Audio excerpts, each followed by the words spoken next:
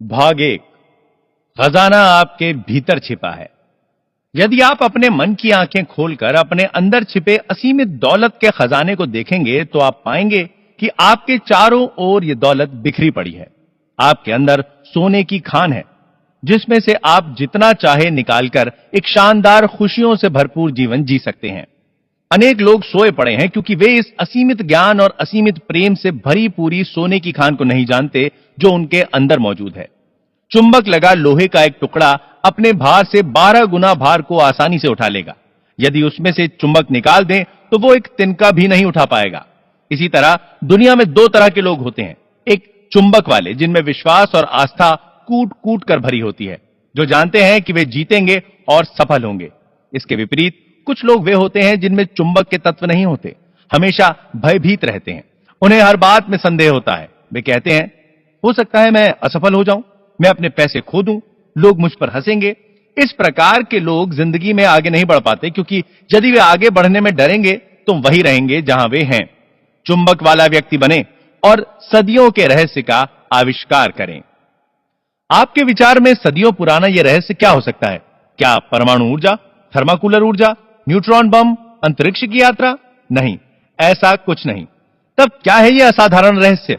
इसका रहस्य भी असाधारण रूप से आसान है। यह रहस्य अद्भुत एवं जादुई शक्ति है। यह और कुछ नहीं बल्कि आपका अपना अवचेतन मन है, जिसकी कल्पना कोई व्यक्ति नहीं कर पाता। आप अपने अवचेतन मन की छिपी शक्ति से संपर्क कर उसे निकालने के तरीकों को सीखकर अपने जीवन को और गतिमान और धनवान और स्वस्थ और सुखी बना सकते हैं। इसके लिए आपको बाहरी ताकत की जरूरत नहीं है। यह ताकत आपके पास मौजूद है, केवल आपको उसे प्रयोग करने के तरीके को सीखना है। आपको उसे भली प्रकार समझ लेना है ताकि आप जीवन के विभिन्न कार्यों में उसका प्रयोग कर सकें। जैसे जैसे आप इस पुस्तक में दिए गए आसान उपायों और प्रतिक्रियाओं को पढ़ते जाएंगे, वैसे वैसे आपके मन में वो आवश्यक ज्ञान और समझदारी आ जाएगी। आप में एक नई प्रेरणा जन्म लेगी और आप इस नई शक्ति से अपनी आशाओं एवं सपनों को साकार कर पाएंगे। अपने जीवन को पहले से शानदार, विशाल, धनी और उत्तम बनाने के लिए आज ही से फैसला करें। आपके अवचेतन मन की गहराई में असीमित ज्ञान, असीमित शक्ति और उन सभी वस्तुओं का असीमित खजाना छिपा है जो विकास और अभिव्यक्ति के लिए इंतजार कर रहा है। अपने मन की इन शक्तियों को पहचानने का काम आज ही से शुरू करें। आप देखेंगे कि ये शक्तियां अपना काम अपने आप करना शुरू कर देंगी। आपके अवचेतन मन में मौजूद असीमित ज्ञान हर जगह, हर पल, हर समय आपको वो सब बता सकता है जो आप जानना चाहेंगे, बशर्ते आप अपना दिमाग खुला रखेंगे और उसे ग्रहण करेंगे। आपको नए विचार और नई कल्पनाएं मिल सकती हैं जिनसे आप नए आविष्कार, नई उपलब्धि प्राप्त कर सकते हो, पुस्तक और नाटक लिख सकते हो। इसके अतिरिक्त आपके अवचेतन मन का असीमित ज्ञान और ऊर्जा किसी मौलिक प्रवृत्ति का असाधारण ज्ञान भी दे सकती है। यह आपके सामने जीवन की चरम उपलब्धि और स्थान के लिए नया मार्ग प्रशस्त कर सकती है। अपने अवचेतन के विवेक से आप अपने जीवन के आदर्श सभी के साथ साथ व्यापार में सहयोगी या जोड़ीदार को आकर्षित कर सकते हैं।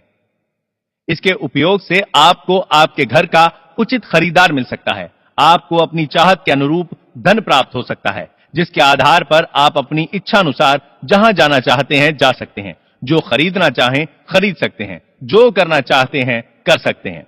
इस छिपे खजाने में जिसमें विचार हैं, उपलब्धियां हैं, शक्ति है, प्रकाश है, प्यार और सौंदर्य है, जानने का आपका अधिकार है।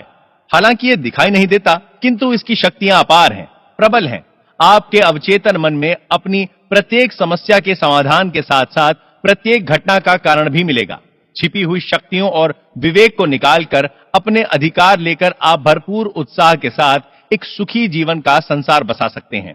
मैंने अवचेतन मन से अशक्त और अयोग्य व्यक्तियों को एक बार फिर शक्तिशाली, मजबूत और योग्य बनकर दुनिया की सभी खुशियां, स्वास्थ्य और प्रफुल्लित जीवन जीते देखा है।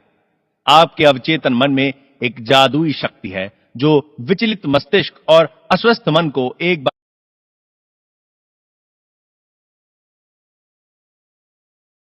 फिर से स्वस्थ करके आपके सभी प्रकार के भौतिक और शारीरिक अवरोधों को बड़ी सरलता से दूर कर देगी। कुकू एफएम पर आप सुन रहे हैं कहानी अवचेतन मन की शक्ति, जिसे लिखा है जोसेफ मर्फी ने और जिसे आवाज दी है आरजे तुषार ने। कुकू एफएम, सुने जो मन चाहे। भाग 2। किसी भी क्षेत्र में पर्याप्त प्रगति एक विशिष्ट कार्य प्रणाली के आधार के बिना संभव नहीं होती है। अर्थात आप भी कर सकते हैं। आप भी अपने अवचेतन मन को संचालित करने में दक्ष बन सकते हैं। आप इसके सिद्धांतों की शक्तियों को अपने ज्ञान के आधार पर अपने विशिष्ट कार्यों तथा अपने अभीष्ट लक्ष्यों के अनुरूप उपयोग करके अपने जीवन को सफल बना सकते हैं। एक पूर्व केमिस्ट होने के नाते मैं आपको बताना चाहता हूं कि हाइड्रोजन के 2 एटम के परिणाम में यदि एक एटम ऑक्सीजन का मिला दिया जाए तो वो पानी बन जाता है। आप यह भलीभांति जानते हैं कि एक एटम ऑक्सीजन और एक एटम कार्बन मिला देने से कार्बन मोनोऑक्साइड नाम की जहरीली गैस बन जाती है। लेकिन यदि एक एटम ऑक्सीजन और मिला दिया जाए तो कार्बन डाइऑक्साइड गैस बन जाती है, जो एक साधारण गैस होती है। इसी प्रकार केमिस्ट्री रसायनों के मिश्रण की एक प्रयोगशाला है। आप यह ना सोचे कि केमिस्ट्री, फिजिक्स, मैथमेटिक्स के सिद्धांत आपके अवचेतन मन से अलग हैं। पानी अपना धरातल स्वयं बनाता है। यह एक सिद्धांत है जिसे सभी जानते हैं और स्वीकार करते हैं, और सभी जगह यह देखने को मिलता है। एक और उदाहरण लेते हैं। लोहा गर्म किए जाने पर फैलता है। यह एक सत्य है जो किसी भी समय किसी भी परिस्थिति में पाया जाता है।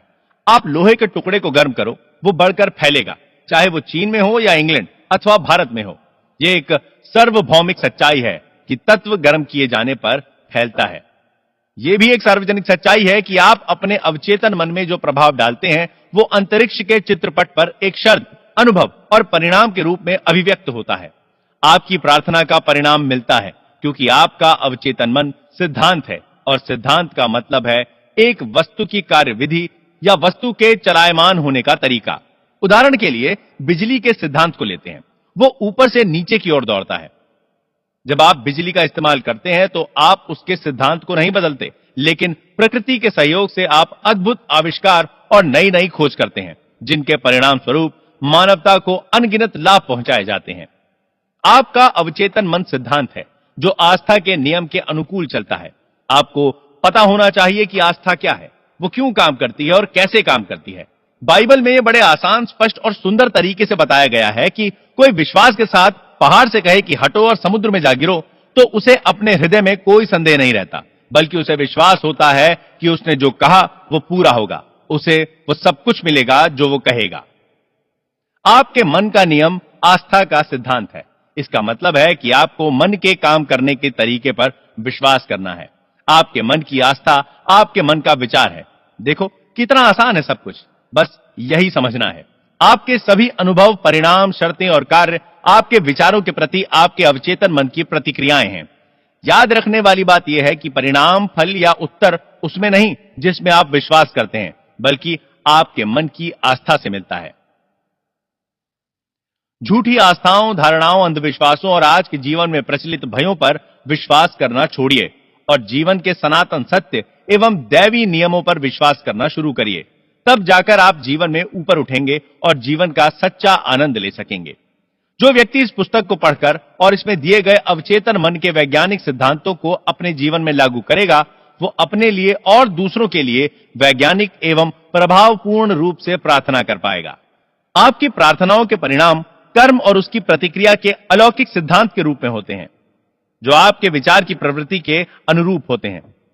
अपने मन को सद्भाव, स्वास्थ्य, शांति तथा शुभेच्छाओं में लगाएं और देखें आपके जीवन में क्या आश्चर्य होते हैं। आपका मन दरअसल में एक है, किंतु उसके 2 स्पष्ट भाग हैं। दोनों की विशेषताएं अलग हैं। सभी बुद्धिमान लोगों को मालूम है कि दोनों विभागों को एक रेखा अलग करती है। दोनों के कार्य बुनियादी रूप से एक दूसरे से अलग हैं। प्रत्येक विभाग को अलग अलग विशिष्ट शक्तियां और गुण मिले हैं। दोनों की पद्धति आपके मन के कामों को सामान्यतः 2 पालों में बांट देती है। एक उद्देश्य मूलक मन और दूसरा व्यक्ति मूलक मन, चेतन मन और अचेतन मन। दूसरे शब्दों में, जो सतह पर दिखाई देता है, यानी जो आप दिखाई देते हो, और दूसरा आपके अंदर का मन, जो आपके अंदर है, दिखता नहीं। इसे स्वैच्छिक मन और अनैच्छिक मन अथवा पुरुष और स्त्री मन जैसे अनेक प्रकार से कहा जा सकता है। इस पुस्तक में सभी जगह आपको इन 2 मनों के लिए चेतन और अवचेतन शब्दों का प्रयोग मिलेगा। इन 2 मनों के कार्यकलापों को समझने का एक नायाब तरीका है। मान लीजिए कि आपका मन एक बाग है और आप उस बाग के मालिक हैं। आप दिन भर अपने विचारों के बीज बोते हैं। ये वे विचार हैं जिन्हें आप अपनी आदतों के अनुरूप सोचते हैं।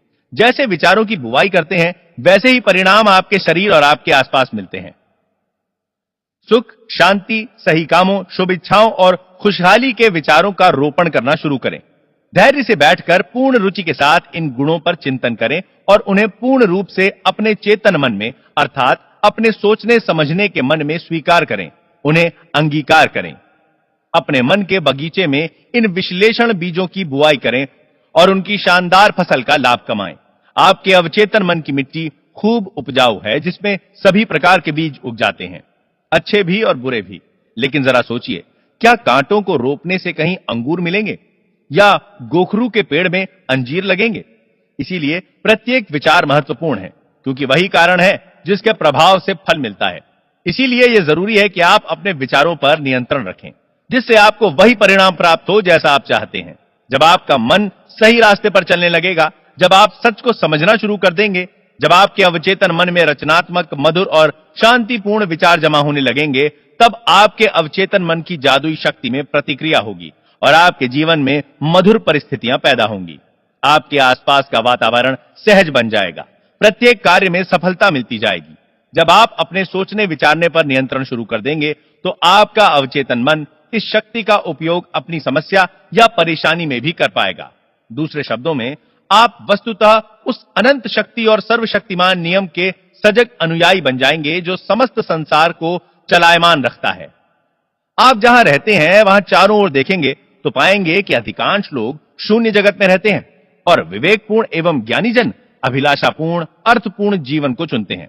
याद रखें, अर्थपूर्ण जीवन अर्थात आपके विचार, आपकी भावनाएं और कल्पनाएं ही आपके शून्य जगत का निर्माण करती हैं। इसीलिए यही रचनात्मक शक्ति और वो सब कुछ जो आप अपने जीवन में देखते हैं, उसे जाने अनजाने में आपके भीतर के मन ने बनाया है।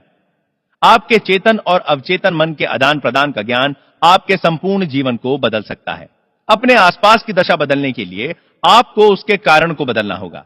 अधिकांश लोग दशा और परिस्थिति बदलने के लिए उसी में करना शुरू कर देते हैं।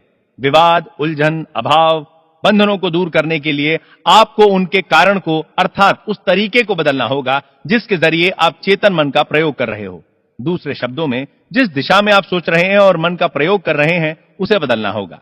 आप असीमित दौलत के अथाह सागर में रह रहे हैं। आपका अवचेतन मन आपके विचारों के प्रति बहुत नाजुक है, तुरंत सक्रिय हो जाता है। आपके विचार ही वो शक्तिपुंज हैं जिसके माध्यम से आपके अवचेतन की अपरिमित बुद्धि, ज्ञान, महत्वपूर्ण शक्तियां और ऊर्जाएं निर्गत होती हैं। आपके मन के नियमों का व्यवहारिक प्रयोग, जैसा कि इस पुस्तक के प्रत्येक अध्याय में दिया गया है, आपके जीवन में अभावों को दूर करके संपन्नता लाएगा, अंधकार की जगह प्रकाश लाएगा, भय को दूर करके विश्वास लाएगा, विवाद की जगह सौहार्द लाएगा, विफलता के स्थान पर सफलता लाएगा और साधारण जीवन से उन्मुक्त होकर खुशहाल जीवन प्रदान करेगा। भाग 3, निश्चित रूप से मानसिक, भावनात्मक और भौतिक सुख सुविधा के संदर्भ में इससे बड़ी उपलब्धि और क्या हो सकती है। अधिकांश वैज्ञानिक, कलाकार, कवि व साहित्यकार, गायक, लेखक एवं आविष्कारकों ने चेतन और अवचेतन मन के बारे में बहुत ही गहन समझदारी पाई जाती है। एक समय था जब प्रसिद्ध गायक कैरूसो को मंच पर जाने से डर लगता था। पहली बार जब वो मंच पे गए तो उनका गला डर से अवरुद्ध हो गया, उनका चेहरा पसीने से तरबतर हो गया और उसी स्थिति में उन्हें मंच से उतर जाना पड़ा। वो शर्म और घबराहट में मंच के पीछे चले गए। वो सोचने लगे, लोग हंस रहे होंगे, मैं गाने गया था पर गा नहीं सका। तब उसने स्टेज के पीछे खड़े लोगों के बीच चिल्लाकर कहा, डर मेरे मैं का गला घुटना चाहता है। फिर दोबारा उसने चिल्लाकर कहा, भागो, ये डर आपको भगाना होगा, भगाना होगा, भागो यहां से। यहां मैं का अर्थ अवचेतन मन की अपार शक्ति और विवेक से है, जिसने चिल्लाकर कहा था, भागो यहां से, मुझे अब गाना शुरू करना है। उनके अवचेतन मन से शक्ति का निर्गम हुआ। जब उन्हें दोबारा स्टेज पर बुलाया गया तो वह विश्वास के साथ स्टेज पर गए और बड़े शानदार तरीके से ओजपूर्ण एवं मधुर आवाज में गाना गाकर वहां मौजूद लोगों का दिल जीत लिया। अब आप समझ गए होंगे, कैरूसो ने मन के दो रास्तों को समझ लिया होगा। चेतन या अवचेतन मन में आपके विचारों की प्रवृत्ति के अनुकूल प्रतिक्रिया होती है।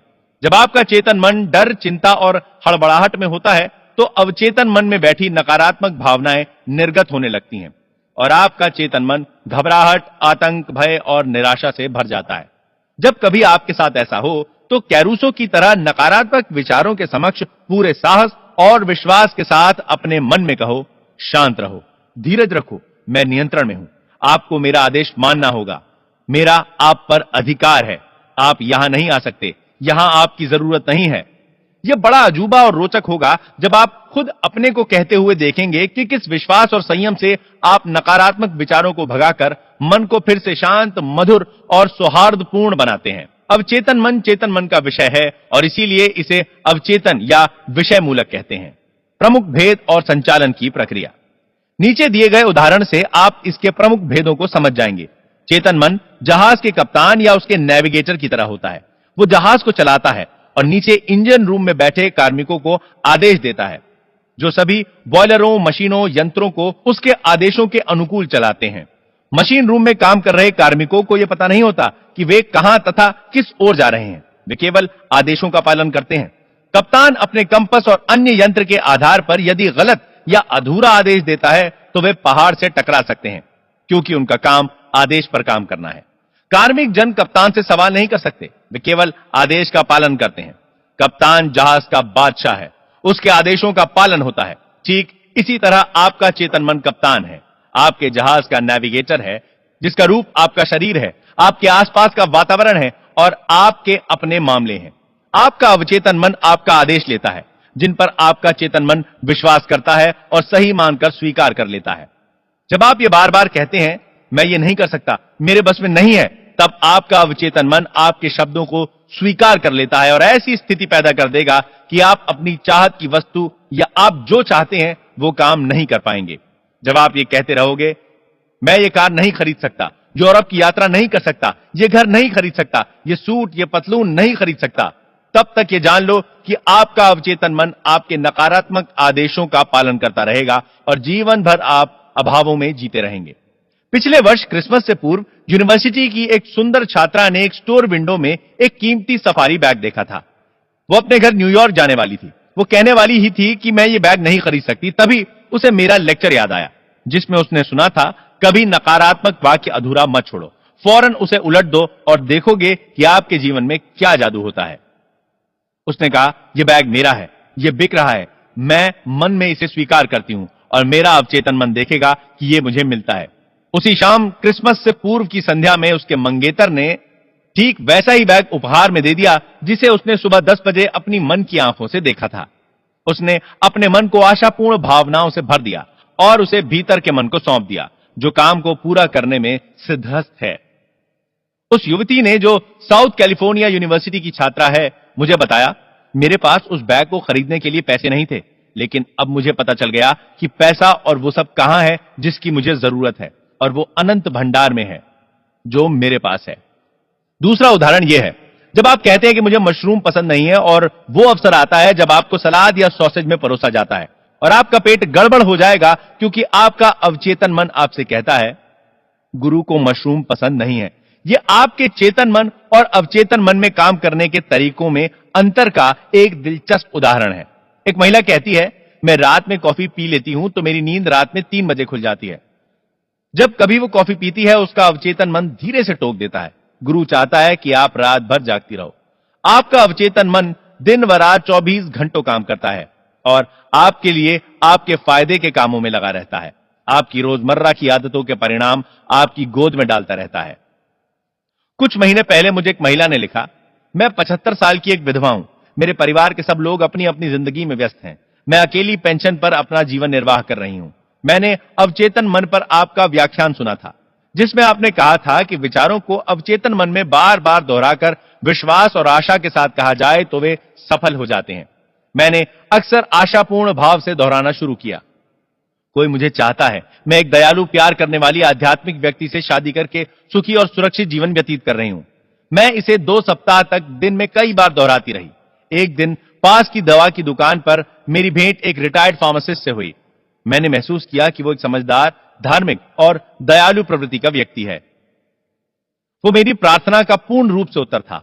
1 सप्ताह के अंदर ही उसने मेरे सामने विवाह का प्रस्ताव रख दिया और अब मैं उसके साथ हनीमून पर यूरोप की यात्रा कर रही हूं। अब मैं जान चुकी हूं कि मेरे अवचेतन मन के विवेक ने हम दोनों को एक दैवी शक्ति के जरिए मिला दिया है। उस महिला को पहली बार यह पता चला कि खजाना उसी के पास है। उसकी प्रार्थना उसके हृदय से निकली थी और उसका निर्णय अवचेतन मन के रसाकर्षण में डूब गया, जो रचनात्मक माध्यम है। जैसे ही वो अपनी चाहत को मूर्तिमान करने में सफल हुई, उसके अवचेतन मन ने आकर्षण के सिद्धांत पर उत्तर खोज निकाला। निर्णय करो कि आप जिन बातों को सोचते हो वे सच्ची हैं, निष्कपट हैं, न्यायपूर्ण हैं, पवित्र हैं, सुंदर हैं, अच्छी मानी जाती हैं। यदि कोई सद्गुण है और यदि कहीं प्रशंसा है तो उन्हीं बातों को सोचें। खजाना आपके भीतर है। अपनी हार्दिक इच्छाओं की पूर्ति के लिए अपने भीतर झांक कर देखें। सभी युगों में महापुरुषों का विलक्षण रहस्य यही था कि वे अवचेतन मन की शक्तियों से संपर्क करके उसका उपयोग करने में दक्ष थे। आप भी चाहकर ऐसा कर सकते हैं। आपके अवचेतन के पास आपकी सभी समस्याओं का समाधान है। यदि आप अपने अवचेतन मन से सोने से पहले कहते हैं मुझे 6 बजे उठना है, वो आपको समय पर उठा देगा। आपका अवचेतन मन आपके शरीर का निर्माता है। रोज रात को स्वस्थ और प्रसन्न विचारों के साथ सोने जाएं। आपका अवचेतन मन आपके वफादार नौकर की तरह आपके आदेश का पालन करेगा। प्रत्येक विचार एक कारण है और प्रत्येक दिशा उसका परिणाम है। यदि आप पुस्तक लिखना चाहते हैं, नाटक या कहानी लिखना चाहते हैं, अपने दर्शकों के सामने प्रभावपूर्ण भाषण देना चाहते हैं, तो अवचेतन मन को बड़े प्रेम व माधुर्य से बताओ और वो आपके लिए अनुकूल काम करेगा। आप जहाज चलाने वाले कप्तान जैसे हो, उसे आपको सही आदेश देने चाहिए और इसी प्रकार आपको भी अपने अवचेतन मन को, जो आपके सभी अनुभवों को नियंत्रित करके चला है, सही आदेश देने चाहिए। मेरे बस में नहीं या मैं नहीं कर सकता जैसे नकारात्मक शब्दों का प्रयोग कभी न करें। आपका अवचेतन मन आपके शब्दों को ज्यों का त्यों ले लेगा और देखेगा कि आपके पास कभी पैसा न रहने पाए या आप में कुछ करने की क्षमता न रहने पाए। प्रतिज्ञा करें, मैं अपने अवचेतन की शक्तियों के माध्यम से सभी काम कर सकता हूं। जीवन का नियम ही आस्था का नियम है। आपके मन का विचार ही आस्था है। नुकसानदेह और दुखदायी बातों में विश्वास न करें। आपको संपन्न और मजबूत बनाने, आपको प्रेरणा देने, आपका उपचार करने वाली अवचेतन मन की शक्तियों पर विश्वास जमाओ। अपनी आस्था के अनुकूल आप बनेंगे। अपने विचारों को बदलेंगे तो आपकी किस्मत बदलेगी। भाग 4, आपका अपना मन कैसे काम करता है। आपका एक मन है और आपको यह सीखना चाहिए कि उसका इस्तेमाल कैसे किया जाए। आपके मन के 2 स्तर हैं, चेतन या विवेक युक्त स्तर और अवचेतन या विवेक रहित स्तर। आप चेतन मन में सोचते हैं और जो अपनी आदत के अनुकूल सोचते हैं वो आपके भीतर के अवचेतन में डूब जाता है और आपके विचारों की प्रवृत्ति के अनुरूप रचना करता है। आपका अवचेतन मन आपकी भावनाओं का धरातल है और यही रचनात्मक मन है।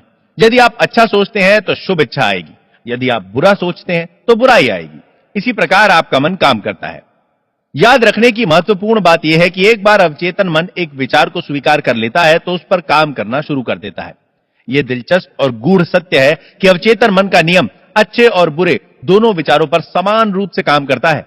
यह नियम नकारात्मक ढंग से प्रयोग किया जाता है तो उसका परिणाम असफलता, निराशा और दुख होता है। और जब आपके विचार प्रेमपूर्ण एवं सौहार्दपूर्ण तथा रचनात्मक होते हैं तो आपको स्वस्थ व सफल जीवन और खुशहाली मिलती है।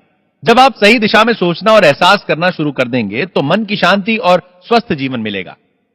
जो कुछ आप मन और वचन से सच मानेंगे, आपका अवचेतन मन उसे स्वीकार करके उसे आपके अनुभव में ला देगा। आप उसका अनुभव करेंगे।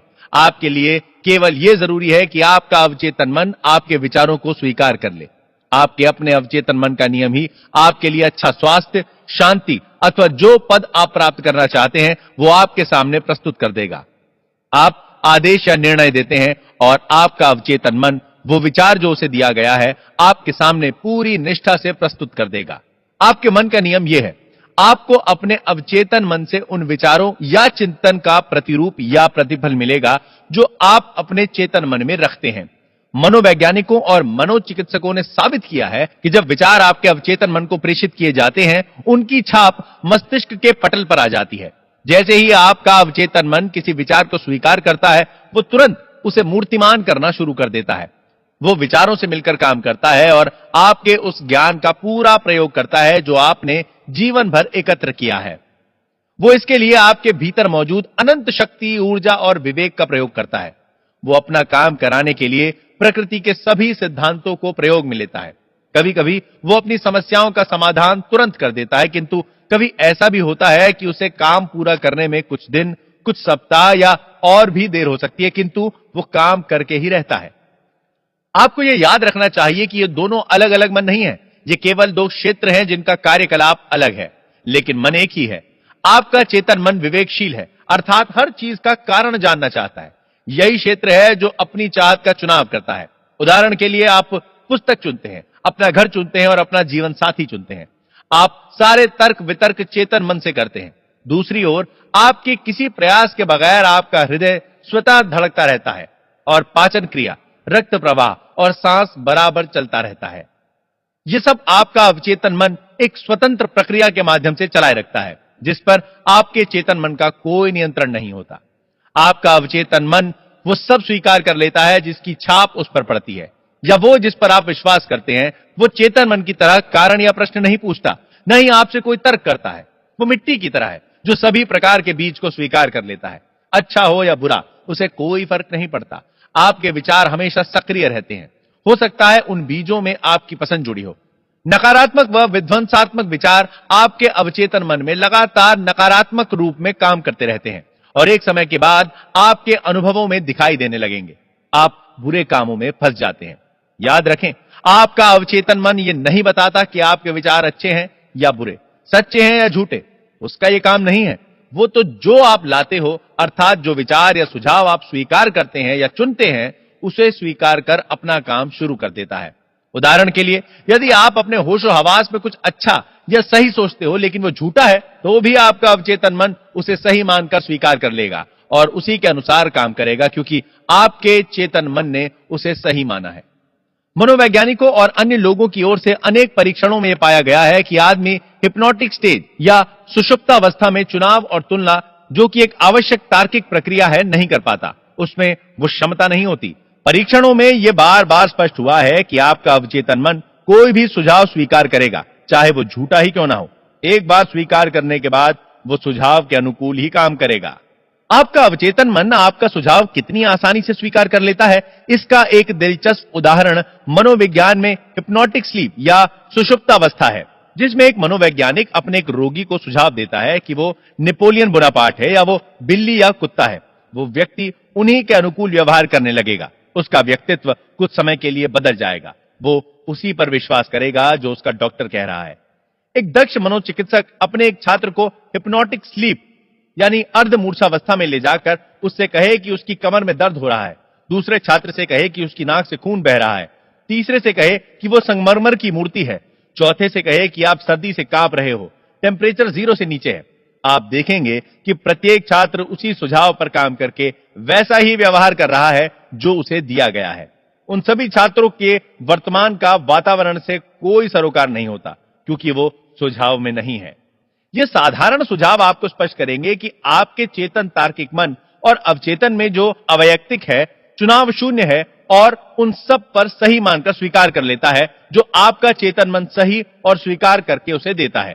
इसीलिए यह महत्वपूर्ण है कि चुनाव करते समय ऐसे विचार, चिंतन, भावनाएं, तर्क और आधार चुने जाएं जो कल्याणकारी हों, उपचार कर सके, प्रेरणा दे सकें और आपके हृदय को आनंदित करें।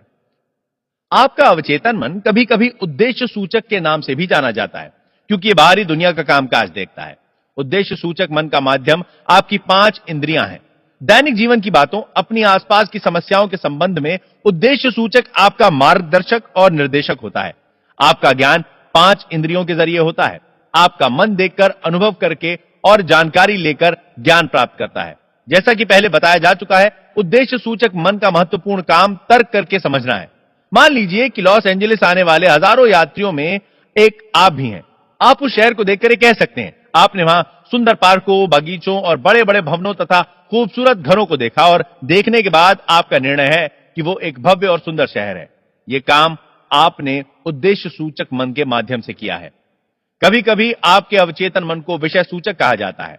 आपका विषय सूचक मन आपके आसपास के वातावरण को 5 इंद्रियों को छोड़कर एक दूसरे माध्यम से देखता है, जिसे अंतर्ज्ञान अर्थात आध्यात्मिक ज्ञान या छठी इंद्रिय भी कहते हैं। यह अपनी भावनाओं, संवेदनाओं के अतिरिक्त अपनी स्मृतियों का स्टोर हाउस है। आपका विषय मूलक मन उस समय सबसे ज्यादा कार्य करता है जब आपका उद्देश्य सूचक मन नहीं रहता। दूसरे शब्दों में, यह वो बुद्धि है जिसका चमत्कार तब होता है जब आपका उद्देश्य सूचक मन निलंबित या सोया हुआ रहता है, सुषुप्त अवस्था में होता है। विषय सूचक मन को देखने के लिए आंखों की या किसी और प्राकृतिक इंद्रिय की जरूरत नहीं होती। उसके पास जो सामने है और जो सामने नहीं है उसे सुनने की क्षमता होती है, अर्थात वो जो चाहता है देख सकता है, जो सुनना चाहता है उसे सुन सकता है। वो आपके शरीर को त्याग कर दूसरे स्थानों, दूसरे देशों की यात्रा कर सकता है, वो और वहां से जानकारी ला सकता है जो हूबहू सत्य होती है। मनोवैज्ञानिक इसे एस्ट्रे ट्रैवलिंग कहते हैं। विषय सूचक मन के जरिए आप दूसरे की भावनाओं व विचारों को पढ़ सकते हैं। आप बंद लिफाफे के पत्र का विषय पढ़ सकते हैं, तिजोरी के बंद कागजों के विषय में जान सकते हैं।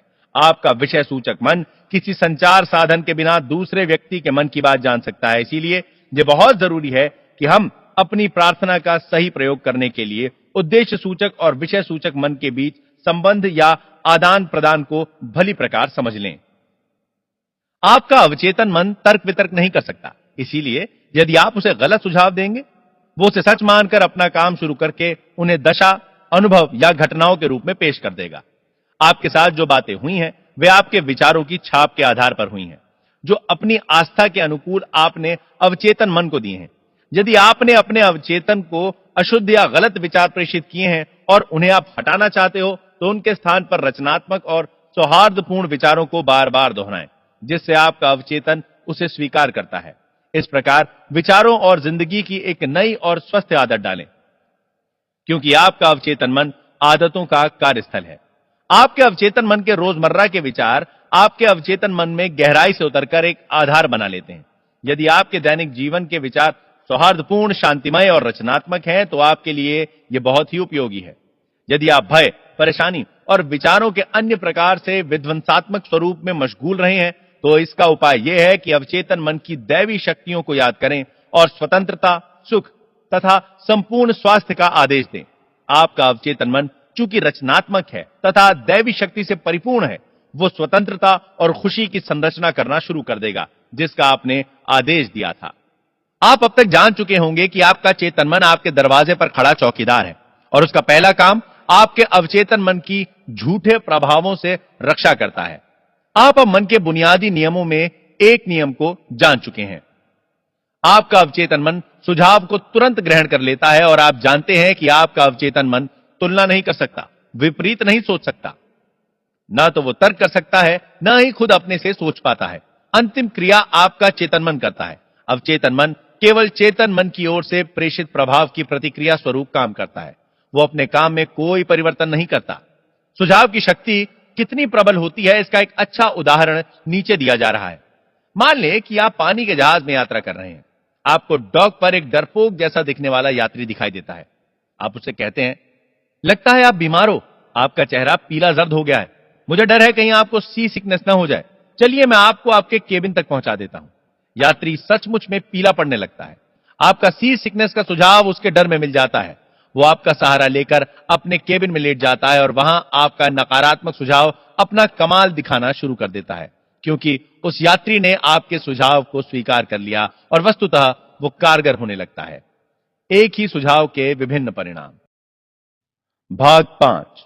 यह सच है कि एक सुझाव की प्रतिक्रियाएं विभिन्न लोगों में अपने अवचेतन मन की आस्थाओं के अनुकूल विभिन्न होती हैं।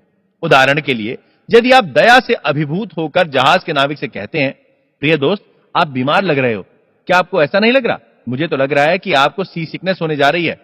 आपके सुझाव के अनुकूल वो आपके जोक पर या तो हंस देता है या आपको देखकर चिढ़ जाता है। आपके सुझाव का उस पर कोई प्रभाव नहीं पड़ा, क्योंकि सी सिकनेस के बारे में वो अच्छी तरह से जानता था और वो उसे हो ही नहीं सकती। इसीलिए उसके मन में भय या चिंता के स्थान पर आत्मविश्वास दिखाई दिया। डिक्शनरी में सुझाव की व्याख्या क्रिया या मन में या मानसिक प्रक्रिया में कुछ रख देना है, जिसके जरिए सुझाए गए विचार को स्वीकार कर उस पर कार्रवाई शुरू हो जाती है। आपको याद रखना है कि कोई भी सुझाव अवचेतन मन में चेतन मन की स्वीकृति के बिना कुछ भी नहीं रख सकता। दूसरे शब्दों में, चेतन मन वो शक्ति है जो किसी भी सुझाव को रद्द कर सकती है। नाविक के उदाहरण में उसे सी सिकनेस का भय नहीं था, उसे विश्वास था कि वो बीमारी उसे हो ही नहीं सकती, और नकारात्मक सुझाव में वो शक्ति नहीं थी जो उसके विश्वास को भंग करके उसमें भय पैदा कर सके। सी सिकनेस का सुझाव इससे पहले वाले यात्री पर कारगर हो गया, क्योंकि उसमें सी सिकनेस का भय समाये बैठा था। हम में से प्रत्येक के अपने अंतर्मन में भय होते हैं, आस्थाएं एवं विचार होते हैं और अंतर्मन की धारणाएं हमारे जीवन में अपनी भूमिका निभाती हैं। एक सुझाव की अपनी कोई शक्ति नहीं होती जब तक कि उसे मानसिक रूप से स्वीकार नहीं कर लिया जाता। इसी कारणवश आपकी अवचेतन शक्तियां सुझाव की प्रकृति के अनुसार सीमित या नियंत्रित रहती हैं। प्रत्येक 2 या 3 साल में London youth forum Caxton hall में मेरे व्याख्यानों की श्रृंखला आयोजित करता है। इस फोरम की स्थापना मैंने कई वर्ष पहले की थी। फोरम के डायरेक्टर डॉक्टर एल्विन फ्लीट ने मुझे सुझाव की शक्ति पर अंग्रेजी अखबार में छपे एक लेख के बारे में बताया। लेखक के अनुसार सुझाव यह था जो उस व्यक्ति ने अपने अवचेतन मन को 2 वर्षों तक दिया, अगर मेरी बेटी ठीक हो जाए तो मैं अपना दायां हाथ दे दूंगा। उसकी बेटी भयंकर गठिया रोग से पीड़ित थी, साथ में उसे चर्म रोग भी था जो लाइलाज हो गया था। डॉक्टरों ने जवाब दे दिया था, किंतु उसके पिता को अपनी बेटी के ठीक हो जाने की तीव्र कामना थी और यही कामना उसने उन शब्दों में व्यक्त की जो उसने अपनी बेटी के लिए कहे थे। डॉक्टर एल्विन फ्लीट ने छपे हुए लेख का हवाला देते हुए बताया कि एक दिन वो परिवार कार से सफर कर रहा था जब उसकी टक्कर एक दूसरी कार से हो गई जिसमें उसके पिता का दायां हाथ कंधे से कट गया और तुरंत उसकी बेटी का गठिया व चर्म रोग दूर हो गया। आपको यह निर्णय लेना होगा कि आप अपने अवचेतन मन को केवल ऐसे सुझाव देंगे जो आपका उपचार करके स्वस्थ करें, आपका भला करें, आपको ऊपर उठाएं, आपको प्रेरणा दें। याद रखें, आपका अवचेतन मन मजाक पसंद नहीं करता, वो आपके प्रत्येक शब्द पर विश्वास करता है। स्वप्रेरणा के उदाहरण। स्वप्रेरणा का अर्थ है अपने मन को कोई निश्चित तथा शिष्ट बात का सुझाव देना। हर्बर्ट पार्किन ने अपनी प्रसिद्ध पुस्तक ऑटो सजेशन में एक दिलचस्प उदाहरण दिया है। न्यूयॉर्क का एक यात्री शिकागो आकर अपनी घड़ी देखकर, जो शिकागो के समय से 1 घंटा पहले से चल रही थी, अपने शिकागो के मित्र से कहता है कि 12 बज गए। शिकागो का मित्र यह सोचे बिना कि शिकागो और न्यूयॉर्क के समय में 1 घंटे का अंतर है, अपने न्यूयॉर्क के मित्र से कहता है कि उसे भूख लग रही है और वो खाने जा रहा है। स्वप्रेरणा का प्रयोग तमाम तरह के डर और अन्य नकारात्मक दशाओं को हटाने के लिए करना चाहिए। एक युवा गायिका को गाने के ऑडिशन के लिए बुलाया गया। वो बड़ी आस लिए इंटरव्यू का इंतजार कर रही थी, किंतु 3 बार वो ऑडिशन में फेल हो गई। उसका गला बहुत मधुर था, लेकिन वो हर बार अपने से कहती रही, जब मेरे गाने का नंबर आए तो हो सकता है वो मुझे पसंद ना करें। मैं कोशिश करूंगी, लेकिन मुझे बहुत डर लग रहा है, मैं बहुत व्याकुल हूं। उसके अवचेतन मन ने उसकी नकारात्मक स्वप्रेरणा को स्वीकार करके उसके सामने उनको अनुभव के रूप में पेश कर दिया। इसका कारण था अनिश्चित प्रेरणा, यानी शांत भय में लिप्त विचार, जिन्होंने उसे भयाक्रांत कर दिया और वो असफल हो गई। उसने अपने भय को इस प्रकार काबू किया। दिन में 3 बार वो एक कमरे में गई। आराम कुर्सी पर बैठकर उसने अपने शरीर को आराम से शिथिल कर दिया। आंखें बंद करके उसने अपने मन व शरीर को शांत किया। शारीरिक शिथिलता से मन में एकाग्रता बढ़ जाती है और वो किसी भी सुझाव को स्वीकार करने के लिए तैयार हो जाता है।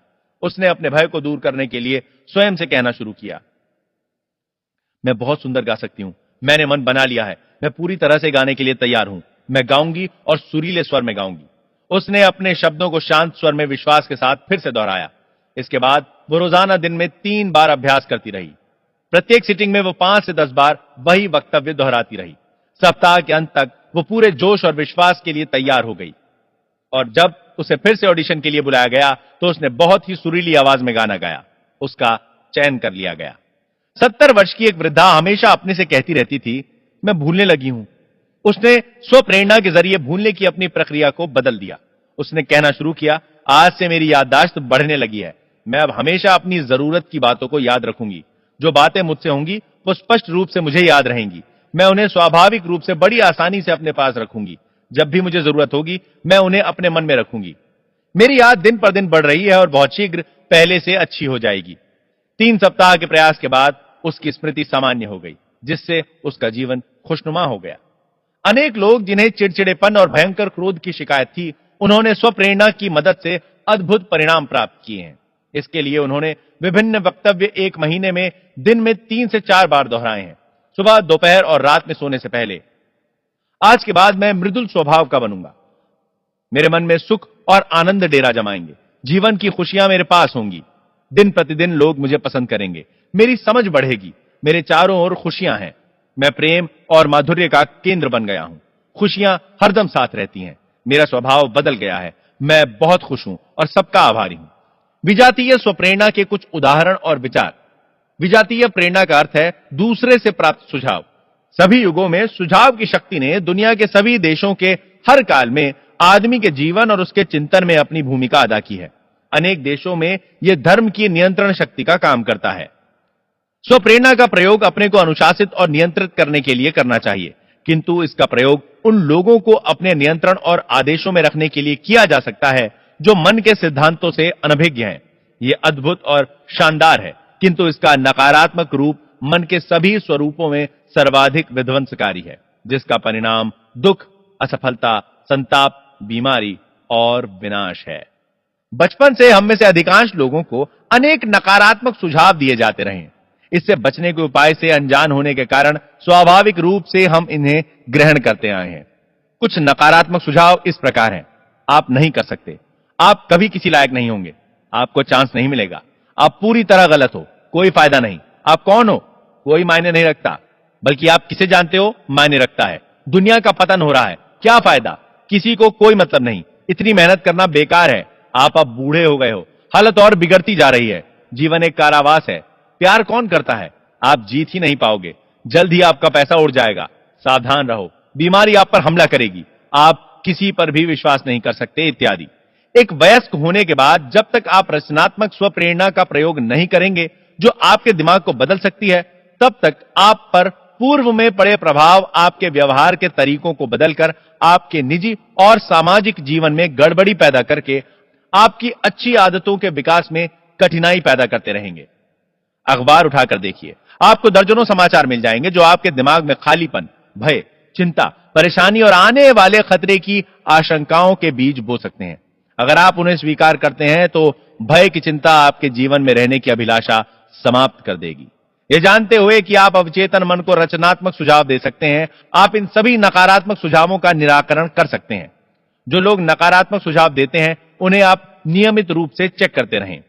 आपको बाहर से किसी विध्वंसकारी सुझाव से प्रभावित होने की जरूरत नहीं है। हम सभी ने इन्हें बचपन में और किशोरावस्था में झेला है। अगर आप याद कर सकते हैं तो याद करें, कैसे आपके माता पिता ने, रिश्तेदारों, अध्यापकों और सहयोगियों तक ने नकारात्मक अभियान चलाने में सहयोग दिया है। उन सब का अध्ययन करके देखें, आपको पता चलेगा कि वो सब एक प्रोपेगेंडा था, जिसका उद्देश्य आप पर नियंत्रण रखना था या आप में भय पैदा करना था। यह बाहरी स्वप्रेरणा का चक्र हर घर, दफ्तर, कारखाने और क्लब में चलता है, जिसके पीछे स्वार्थ है। सुझाव देने वाले चाहते हैं कि आप वैसा सोचें और उस प्रकार काम करें जिससे उनका लाभ हो। विजातीय स्वप्रेरणा का एक उदाहरण इस प्रकार है। मेरा एक मित्र भारत में एक तांत्रिक से मिला। उसने मेरे मित्र को बताया कि उसका हृदय रोगी हो चुका है और कहा कि अगली अमावस्या के बाद उसकी मृत्यु हो जाएगी। उसने अपने घर वालों को इस भविष्यवाणी के बारे में बताना शुरू किया और अपनी वसीयत तैयार करवा ली। इस शक्तिशाली सुझाव ने उसके अवचेतन मन में प्रवेश कर लिया था। मेरे मित्र ने मुझे यह भी बताया कि वो तांत्रिक तंत्र की विचित्र ताकतों में सिद्धहस्त माना जाता है और वो एक व्यक्ति को हानि या लाभ दोनों पहुंचाने की क्षमता रखता है। तांत्रिक की भविष्यवाणी के अनुरूप मेरा मित्र मर गया, ये जाने बगैर कि अपनी मौत का जिम्मेदार वो खुद था। मैं समझता हूं हम में से अनेक ने इसी प्रकार मूर्खतापूर्ण, हास्यास्पद एवं अंधविश्वास की कहानियां सुनी होंगी। भाग 6, हमारा अवचेतन मन कैसे काम करता है, इसकी जो जानकारी हमें है उसके आधार पर हम देखेंगे कि मेरे मित्र के साथ क्या हुआ। आदमी चेतन मन अर्थात तर्क प्रधान मन में जो कुछ भी विश्वास करता है, अवचेतन मन उसे स्वीकार कर सकारात्मक काम करता है। मेरा मित्र जब उस तांत्रिक से मिलने गया तो खुश था, स्वस्थ और मजबूत था। तांत्रिक ने बहुत नकारात्मक सुझाव दिया जिसे उसने स्वीकार कर लिया।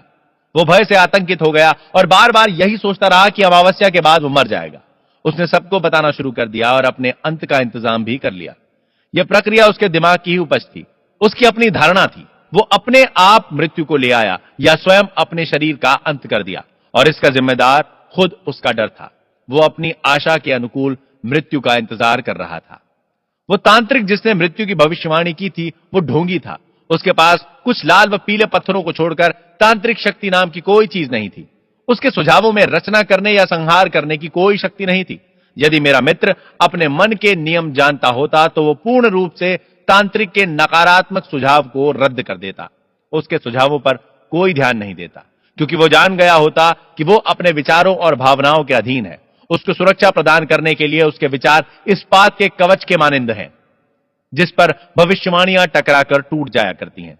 यदि उसे अपने मन से बात करने का तरीका पता होता तो वो नकारात्मक सुझावों को रद्द करके आज तक जीवित और सुरक्षित रहता।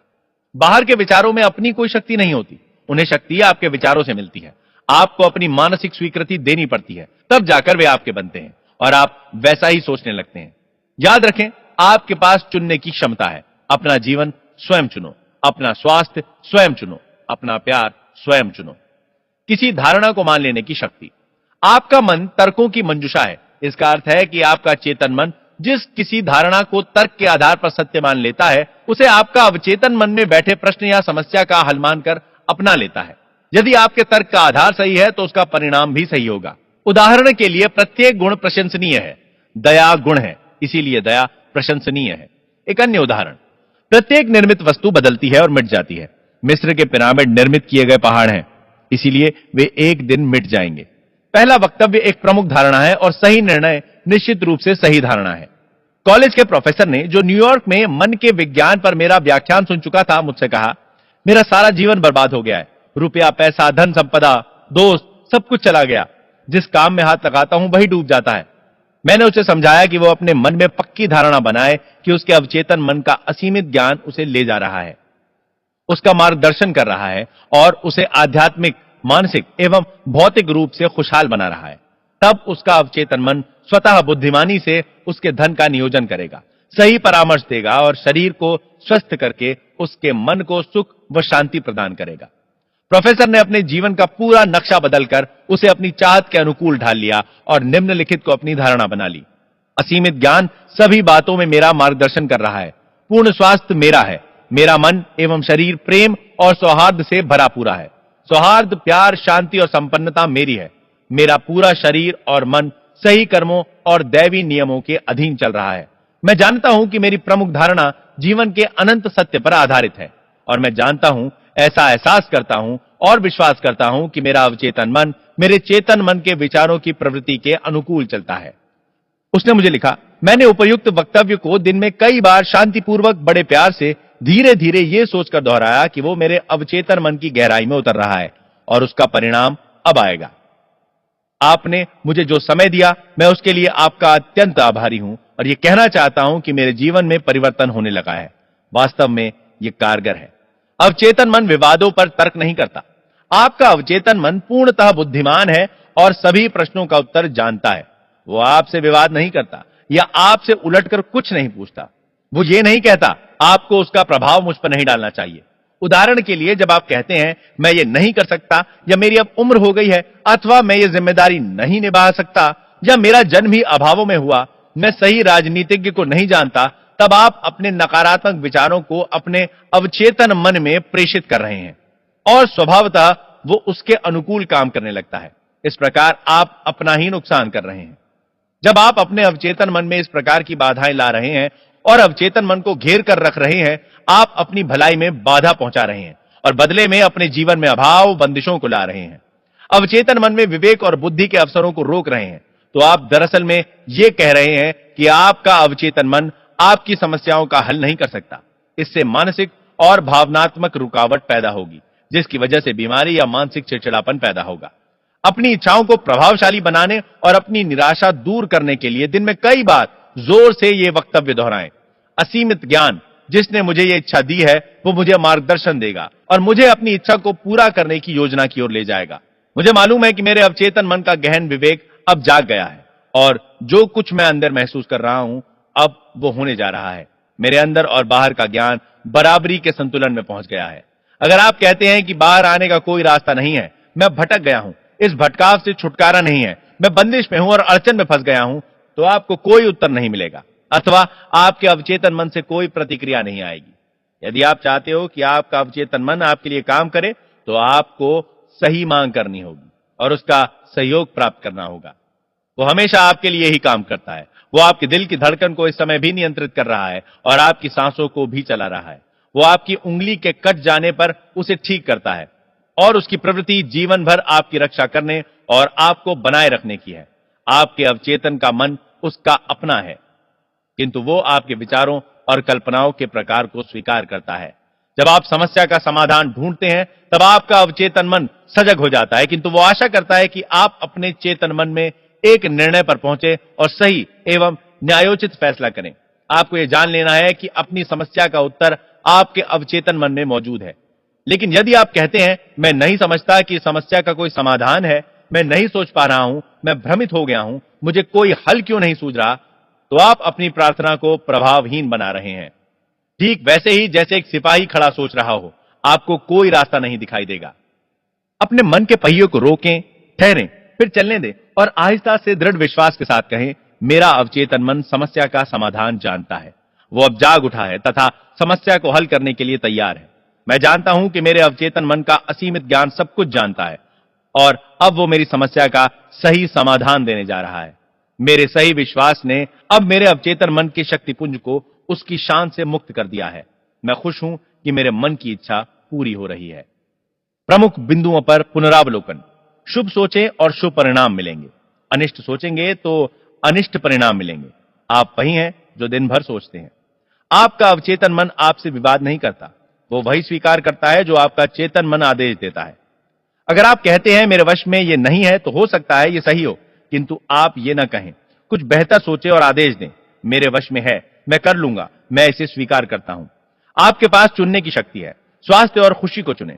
आप दोस्ती को चुन सकते हैं अथवा दुश्मनी चुन सकते हैं। आप सहयोग और भाईचारा चुनें, आनंद और दोस्ती चुनें, प्यार करना चुनें और दुनिया आपको पसंद करेगी, आपका इंतजार करेगी। यह आकर्षक व्यक्तित्व बनाने का सर्वोत्तम मार्ग है।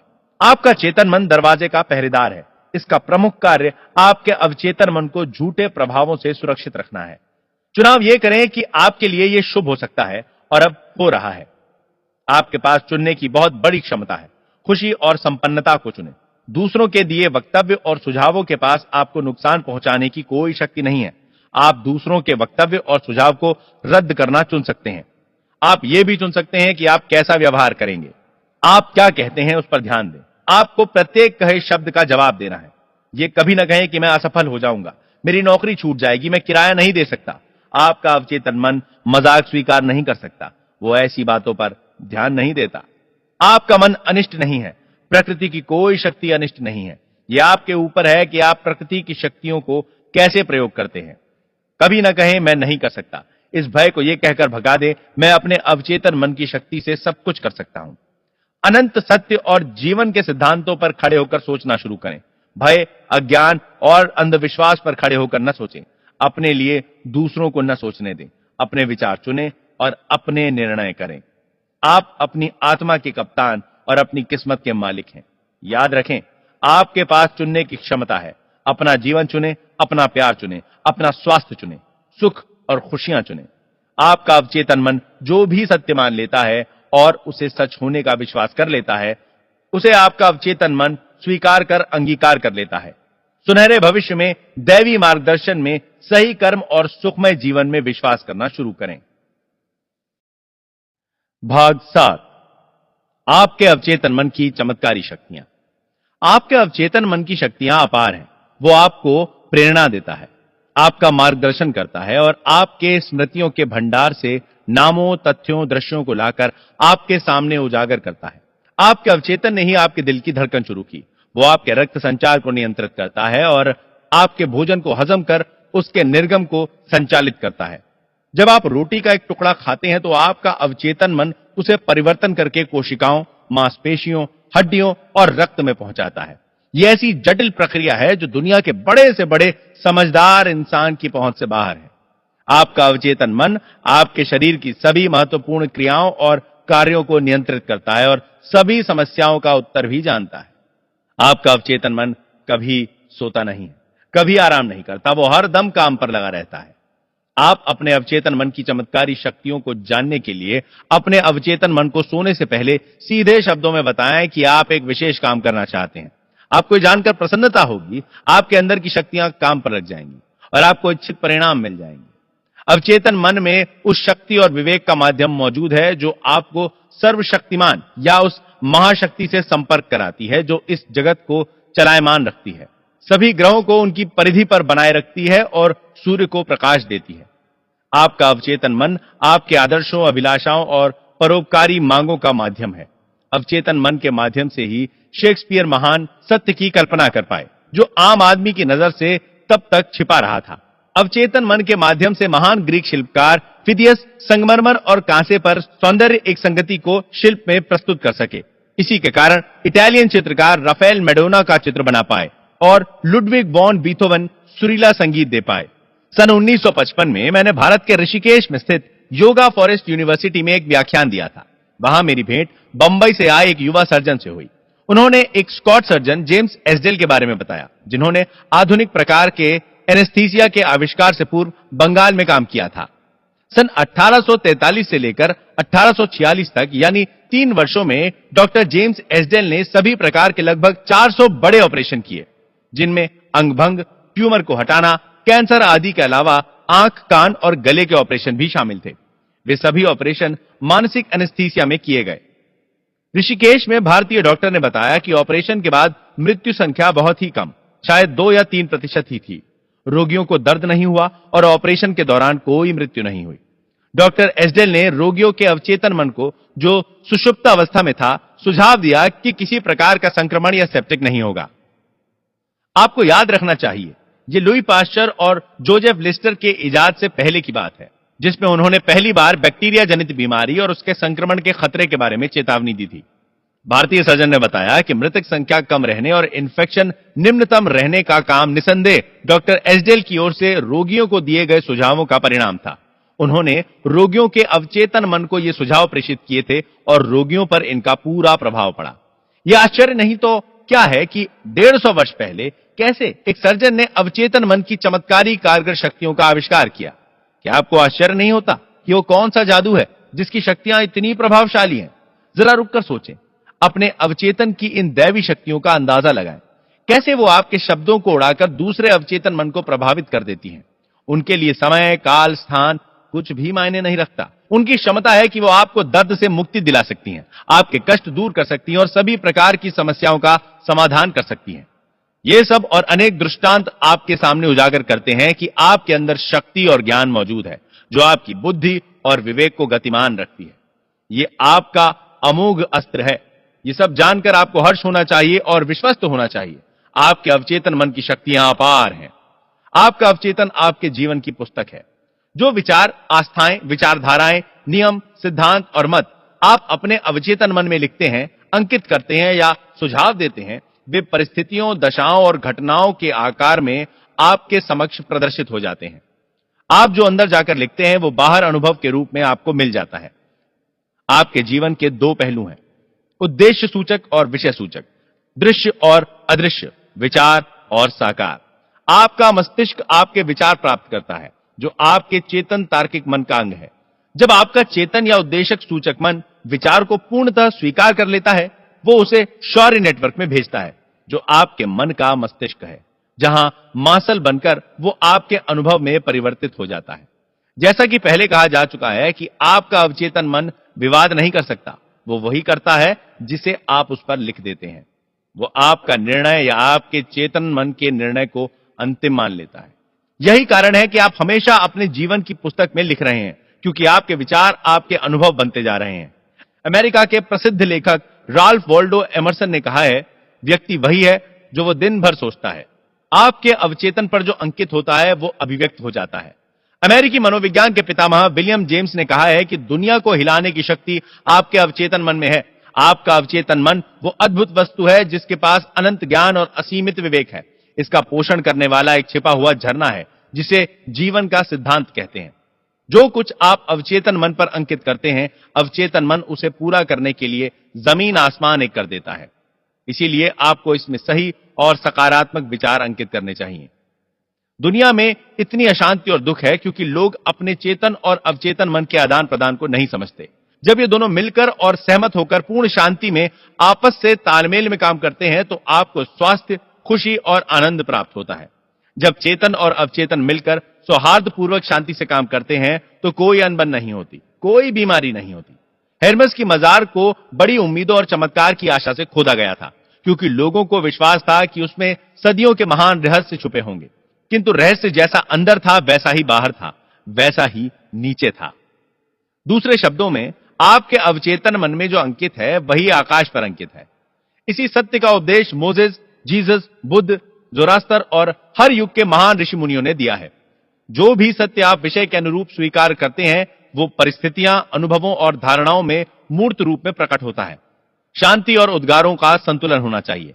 जैसा परलोक में है वैसा ही पृथ्वी में है। जैसे परलोक यानी आपके मन में है, वैसे ही पृथ्वी यानी आपके शरीर और उसके आसपास के वातावरण में है। यही जीवन का सबसे बड़ा नियम है। आप प्रकृति के संपूर्ण क्षेत्र में कर्म और उसके फल का नियम पाएंगे। इन दोनों का संतुलन होना चाहिए, तब जाकर सौहार्द और सामंजस्य बनता है।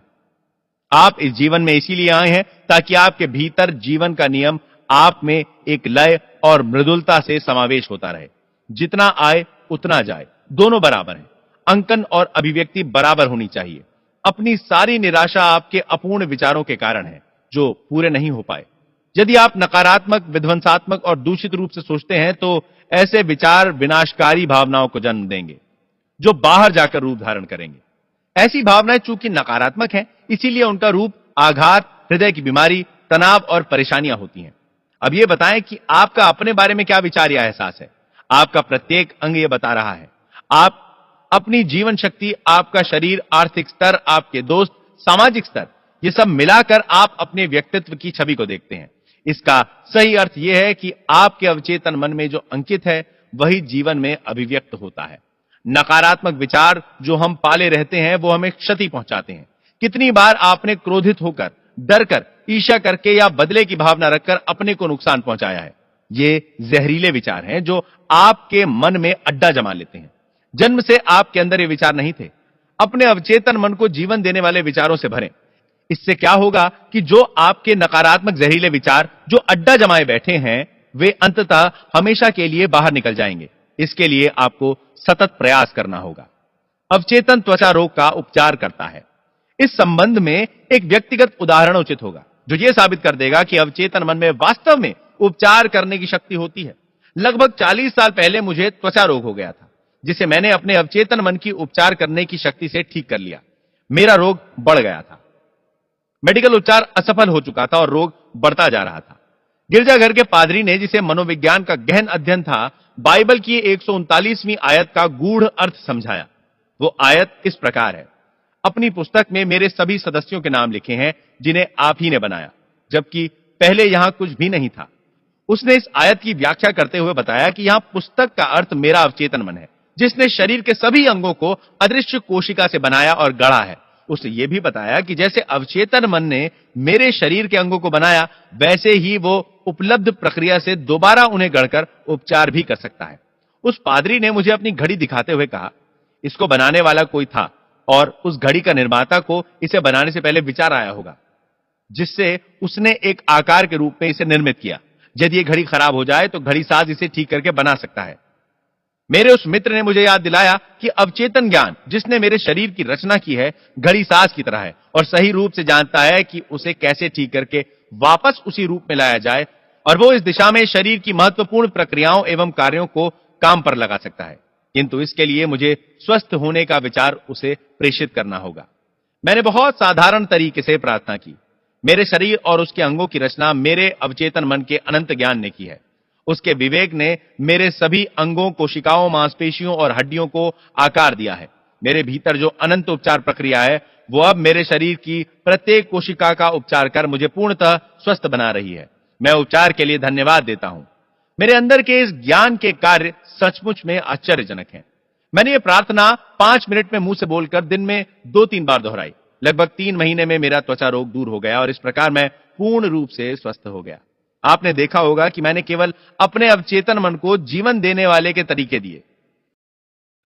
भाग 8, सौंदर्य और संपूर्णता के सुझाव दिए और इस प्रकार अपने अवचेतन मन में बैठी नकारात्मक छवियों एवं नमूनों को बाहर निकाला, जिनकी वजह से मेरे शरीर में रोग उत्पन्न हुआ था। कोई भी व्याधि आपके शरीर में प्रवेश नहीं कर सकती जब तक कि वो पहले मन में न प्रवेश करे, और जैसे ही आप सकारात्मक विचारों के जरिए उसे डुबोकर नष्ट करते हैं, आपका मन बदलने लगता है और आपका शरीर उसी के अनुकूल बनने लगता है। सभी प्रकार के उपचार का यही आधार है। आपके कार्य अद्भुत हैं और ये मेरी आत्मा, मेरा अवचेतन मन पूर्णतः समझता है। अवचेतन मन शरीर के सभी कार्यों को कैसे नियंत्रित करता है।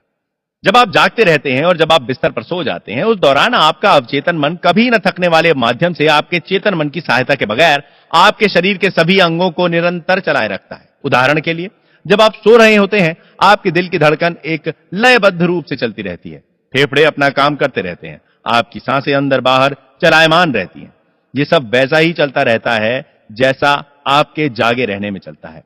आपका अवचेतन मन पाचन क्रिया, ग्रंथिमय स्त्राव तथा शरीर की अन्य अनेक रहस्यमय कार्यवाहियों को नियंत्रित करता है। चाहे आप सो रहे हो या जाग रहे हो, आपके सिर के बाल उगते रहते हैं। वैज्ञानिक हमें बताते हैं कि त्वचा से पसीना जागे रहने से ज्यादा सोते रहने में निकलता है। सोने के दौरान आपकी आंखें, कान और अन्य इंद्रियां सक्रिय रहती हैं। उदाहरण के लिए एक महान वैज्ञानिक को सोने के दौरान अपनी समस्याओं का समाधान मिला है। उन्होंने अपने समाधान सपने में देखे। कभी कभी आपका चेतन मन चिंता, व्याकुलता, भय और निराशा पैदा करके आपके हृदय, फेफड़े और पेट की सामान्य प्रक्रिया में बाधा उत्पन्न कर देता है। इस प्रकार के विचार आपके अवचेतन मन के व्यवस्थित संचालन में गतिरोध पैदा करते हैं। जब कभी आप मानसिक रूप से परेशान होते हैं तो सबसे बढ़िया उपाय यह है कि शांत हो जाएं, मन को धीरज दें और अपनी विचार प्रक्रिया पर विराम लगा दें। अपने अवचेतन मन से बात करें, उससे कहें कि वो शांतिपूर्वक दैवी नियम के अंतर्गत संयम बनाए रखें। आप देखेंगे कि आपके शरीर के सभी कार्य सामान्य हो गए हैं। याद रखें, आपको अपने अवचेतन मन को पूरे अधिकार और विश्वास के साथ कहना है। आप देखेंगे कि वह तुरंत आपके आदेश का पालन करेगा। आपका अवचेतन मन किसी भी कीमत पर हमेशा आपके जीवन को बनाए रखना और आपको स्वस्थ रखना चाहता है। वो आपको अपने बच्चों से प्यार करने के लिए प्रेरित करता है, जो अपने आप में जीवन बनाए रखने की नैसर्गिक इच्छा का रूप है। मान लो गलती से आपने कोई बुरा खाद्य पदार्थ खा लिया है, आपका अवचेतन मन आपसे उल्टी करवा देगा, आप उसे उगल देंगे। यदि आपने भूल से जहर खा लिया तो आपका अवचेतन मन उसे बेअसर करने की प्रक्रिया में लग जाएगा। यदि आप उसकी चमत्कारी शक्तियों के भरोसे अपने आप को पूरी तरह छोड़ देंगे तो आप पूरी तरह से स्वस्थ बन जाएंगे। पहली बात यह समझ लेनी है कि आपका अवचेतन मन हमेशा काम कर रहा है। वो दिन रात सक्रिय है, चाहे आप उसके अनुरूप काम करें या ना करें। आपका अवचेतन मन आपके शरीर का निर्माता है, किंतु आप इसका एहसास नहीं कर पाते क्योंकि उसकी कार्यप्रणाली बहुत ही शांतिपूर्ण और बेआवाज है। आपका कामकाज हरदम चेतन मन से रहता है, अवचेतन मन से नहीं। आपको केवल यह करना है कि अपने चेतन मन को जीवन की अच्छी बातों में व्यस्त रखें और निश्चित करें कि आपके रोजमर्रा के विचारों का आधार सुंदर हो, सत्य हो, न्यायोचित हो और सद्गुणों से संपन्न हो। अब जबकि आप हृदय से जान गए हैं कि आपका अवचेतन आपके रोजमर्रा के विचारों के अनुकूल अभिव्यक्त करता है, पुनर्निर्माण कर प्रदर्शित करता है, तो आज ही से अपने चेतन मन को अपने नियंत्रण में रखना सीखें। याद रखें, जैसे पानी पाइप में जाकर उसका आकार लेकर बहने लगता है, ठीक उसी प्रकार जीवन का नियम भी आपके अंदर आपके विचारों की प्रवृत्तियों के अनुरूप बहता है। मन में विश्वास जमा लें कि आपके अवचेतन की उपचार प्रक्रिया का आपके अंदर प्रवाह हो रहा है और चारों ओर सौंदर्य, स्वास्थ्य, शक्ति, आनंद एवं खुशहाली का साम्राज्य है। इस भावना को सजग रखकर उसे अपना प्रिय साथी बनाएं। विश्वास करें कि यह जीवन धारा आपके भीतर निरंतर बह रही है, स्फूर्ति दे रही है, आपको समृद्ध कर रही है। उसकी प्रतिक्रिया ठीक ऐसी ही होगी, आपके विश्वास के अनुकूल होगी। एक बहुत ही प्रसिद्ध उदाहरण है जिसका उल्लेख फ्रांस के चिकित्सा विभाग के संग्रहालय के रिकॉर्ड में भी किया गया है। फ्रांस की मैडम बायर का है। वे नेत्रहीन थी, उनकी आंखों की नसें क्षतिग्रस्त होकर मृत हो गई थी। वो इलाज के लिए लॉर्ड्स के चिकित्सा अस्पताल में भर्ती हुई और उन्हीं के शब्दों में चमत्कार उपचार हुआ। एक प्रोटेस्टेंट युवा महिला रूथ क्रैंस्टन ने उस केस की छानबीन करके मैकाल्स नामक पत्रिका के नवंबर 1955 के अंक में लिखा कि लॉर्ड्स में आश्चर्यजनक रूप से उनकी आंखों की दृष्टि वापस आ गई, जबकि आंखों की नसें मृत और बेकार बनी रहीं, जैसा कि अनेक डॉक्टरों ने बार-बार परीक्षण करने के बाद यह प्रमाणित किया। एक महीने बाद दोबारा परीक्षण में पाया गया कि उनकी देखने की शक्ति सामान्य हो गई है, किंतु पहले जैसा कि मेडिकल परीक्षण में बताया गया था, वे मृत आंखों से देख रही थीं। मैं भी अनेक बार लॉर्ड्स गया हूं और मैंने भी इस प्रकार के उपचार देखे हैं तथा यह तय है, जैसा कि हम अगले अध्याय में व्याख्या करेंगे, कि इसमें संदेह नहीं कि ऐसे चमत्कार उपचार की घटनाएं दुनिया के लगभग सभी धर्मों के तीर्थ स्थलों में होती हैं। जैसा कि हमने कहा कि तीर्थ स्थल के किसी पवित्र जल से मैडम बायर का उपचार नहीं हुआ, बल्कि उनके अपने अवचेतन मन ने उनकी आंखों की रोशनी लौटाई, जिसको मन की आत्मा ने चमत्कारी शक्ति प्रदान की। उनके अवचेतन मन के उपचार तंत्र ने उनके विचारों की प्रवृत्ति की प्रतिक्रिया स्वरूप कार्य किया। अवचेतन मन में आस्था एक विचार है। इसका अर्थ है वो स्वीकार करो जो सत्य है। विचार स्वीकृत होने पर स्वतः कर्मशील हो जाता है। इसमें संदेह नहीं है कि मैडम बायर उस तीर्थ स्थल में पूरी आशा और आस्था के साथ ये विश्वास लिए गई थी कि उनकी आंखों का उपचार होगा। उनके अवचेतन मन ने उसी के अनुकूल प्रतिक्रिया स्वरूप उपचार तंत्र को जागृत कर दिया। अवचेतन मन जिसने आंख की रचना की है वो मृत नस को पुनर्जीवित कर सकता है। जो रचना रचनात्मक सिद्धांत करता है वो भी कर सकता है। अपनी आस्था के अनुकूल ही आपको मिलता है। दक्षिण अफ्रीका स्थित जोहानिसबर्ग में एक प्रोटेस्टेंट पादरी ने मुझे बताया कि पूर्ण स्वास्थ्य का विचार उन्होंने अपने अवचेतन मन को किस तरह से पहुंचाया। उनके फेफड़ों में कैंसर था। उनका तरीका, जैसा कि उन्होंने अपने हाथ से लिख कर दिया, वो इस प्रकार था। मेरे पैर आराम में हैं, मेरे टखने आराम में हैं, मेरे पांव आराम में हैं, मेरे पेट की मांसपेशियां आराम में हैं, मेरा हृदय और फेफड़े आराम में हैं, मेरा सिर आराम में है, मेरा पूरा शरीर आराम में है। लगभग 5 मिनट में मैं सोने की तंद्रा में होऊंगा। और तब मैंने निम्नलिखित सत्य की प्रतिज्ञा की। ईश्वर की महानता अब मेरे जरिए अभिव्यक्त हो रही है। पूर्ण स्वास्थ्य का विचार अब मेरे अवचेतन मन में भरता जा रहा है। ईश्वर के समक्ष मेरी जो छवि है वो पूर्ण छवि है और मेरा अवचेतन मन मेरी छवि ठीक वैसी प्रदर्शित कर रहा है जो ईश्वर के मन में है। उन पादरी में आश्चर्यजनक परिवर्तन हुआ। वो ठीक हो गए। यह एक आसान और साधारण तरीका है जिसकी मदद से पूर्ण स्वास्थ्य का विचार आपके अवचेतन मन में पहुंचाया जा सकता है। दूसरा तरीका अनुशासित अथवा वैज्ञानिक परिकल्पना है जिसके माध्यम से पूर्ण स्वास्थ्य का संदेश अवचेतन मन में पहुंचाया जा सकता है। मैंने एक व्यक्ति जो लकवे से पीड़ित था से कहा कि वो अपने मन में स्पष्ट कल्पना करे कि वो अपने कार्यालय में चारों ओर चल रहा है, मेज को हाथ लगाता है, टेलीफोन उठाकर फोन पर बात करता है और वो सब काम करता है जो ठीक हो जाने के बाद करेगा। मैंने उसे स्पष्ट रूप से समझाया कि यह विचार और पूर्ण स्वस्थ होने का उसका मानसिक विचार अवचेतन मन की ओर से स्वीकार कर लिया जाएगा। उसने अपनी भूमिका दक्षता से निभाई और एहसास किया कि वह दोबारा अपने कार्यालय में पहुंच गया है। उसे मालूम था कि वो अपने अवचेतन मन को एक निश्चित काम सौंप रहा है जिस पर वो काम करेगा। उसके अवचेतन मन में वो फिल्म थी जिस पर यह चित्र अंकित था। कई सप्ताह के इस मानसिक चित्र को मन में बार बार बैठाने के बाद एक दिन पूर्व नियोजित योजना के तहत टेलीफोन की घंटी बजी और बार बार बजती रही, जबकि उसकी पत्नी और नर्स दोनों बाहर गई थी। टेलीफोन करीब 12 फीट दूर रखा हुआ था। फिर भी वो उसका उत्तर देने में सफल हो गया और तभी से वो ठीक हो गया। उसके अवचेतन मन की उपचार शक्ति ने उसकी मानसिक कल्पना को प्रतिक्रिया स्वरूप स्वीकार कर लिया और उपचार की प्रक्रिया आरंभ हो गई। उस व्यक्ति में मानसिक बाधा उत्पन्न हो गई थी जिसकी वजह से मस्तिष्क के आवेग उसके पैर तक नहीं जा पा रहे थे। इसीलिए वो कहता कि वो चल नहीं सकता। जब उसने ध्यान हटाकर अपने में मौजूद उपचार तंत्र पर लगाया तो उसमें केंद्रित ध्यान के जरिए शक्ति का संचार हुआ जिसकी वजह से वो दोबारा चल पाया। विश्वास के साथ आप जो भी प्रार्थना में मांगोगे आपको मिल जाएगा। आपका अवचेतन मन आपके शरीर की प्रमुख प्रक्रियाओं को नियंत्रित करता है और सभी समस्याओं का समाधान करता है। सोने से पहले अपने अवचेतन मन को एक विशिष्ट मांग प्रेषित करें और उसकी जादुई शक्ति को अपने काम में लाएं। जो कुछ आप अपने अवचेतन मन पर अंकित कर रहे हैं वो आकाश के पटल पर परिस्थितियों, अनुभवों और घटनाओं के रूप में अभिव्यक्त हो जाता है। इसीलिए आपको अपने चेतन मन के सभी विचारों और धारणाओं पर सावधानी से नजर रखनी चाहिए। क्रिया और उसकी प्रतिक्रिया का सिद्धांत सर्वव्यापी है। आपका विचार क्रिया है और अवचेतन मन की स्वाभाविक प्रतिक्रिया आपके विचार की प्रतिक्रिया है। सभी प्रकार की निराशा का कारण अपूर्ण इच्छाएं होती हैं। यदि आप अड़चनों, विलंब और परेशानियों में फंसे रहेंगे तो आपका अवचेतन मन भी उसी के अनुकूल रहेगा और इस प्रकार आप अपना ही नुकसान कर रहे हैं। जीवन का नियम आपके माध्यम से पूर्ण लय और एक रूपता के साथ प्रवाहित होगा। यदि आप विश्वास के साथ यह प्रतिज्ञा करें, मेरा विश्वास है कि अवचेतन मन जिसने मुझे यह इच्छा दी है वो अब मेरे माध्यम से उसे पूरी कर रहा है, ये सभी बाधाओं का अंत करेगा। चिंता, व्याकुलता और भय आपके हृदय, फेफड़ों और अन्य अंगों की सामान्य गति में अवरोध पैदा करते हैं। अपने अवचेतन मन को यदि प्रेम, सौहार्द, स्वास्थ्य और शांति का संदेश देंगे तो आपके शरीर के सभी अवयव दोबारा सामान्य हो जाएंगे। आपके चेतन मन को सर्वोत्तम आशाओं से व्यस्त रखें और आपका अवचेतन आपके रोजमर्रा के विचारों को पूरी वफादारी से पुनः प्रस्तुत करेगा। हमेशा मंगलमय अंत की या अपनी समस्या के समाधान की कल्पना करें और पूर्णता के रोमांच का एहसास करें। और आप जो कल्पना करते हैं या महसूस करते हैं वो आपका मन स्वीकार करेगा और उसका परिणाम देगा।